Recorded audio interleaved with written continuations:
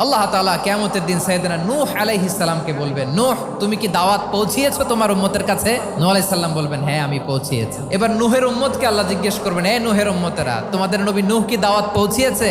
নূহের উম্মত বলবে, না আল্লাহ, কোনো দাওয়াতও আমরা পাই নাই, আপনারাও চিনি নাই, জান্নাতও চিনি নাই, জাহান্নামও চিনি নাই। নূহ আলাইহিস সালাম বিপদে পড়ে যাবেন। তখন আল্লাহ বলবেন, নূহ তোমার পক্ষে কোনো সাক্ষী আছে? নূহ আলাইহিস সালাম বলবেন, আছে। কে?